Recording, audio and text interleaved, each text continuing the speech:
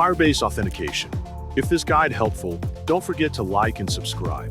First, on the Firebase page, click Go to Console. Create a Firebase project. Enter your project name and click Continue to access the dashboard. On the dashboard, click Build, then select Authentication. Next, click Get Started.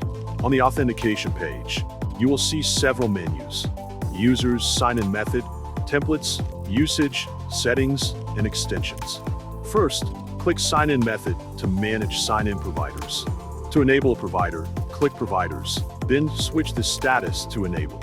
To add another provider, click Add New Provider, then also change its status to Enable. Next, click Users to view and manage signed-in accounts. To add users manually, click Add User, then enter their email and password.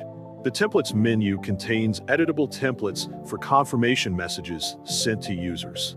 These include email address verification, password reset, email address change, and more. The Usage menu displays active users, showing both daily and monthly statistics. The Settings menu allows you to manage user accounts, authorize domains, SMS settings, and fraud prevention measures. The Extensions menu lets you expand functionality by adding Firebase extensions, such as deleting user data automatically or integrating marketing tools like 𝗕𝗂𝘂𝗀𝘂𝗀𝘂 and more.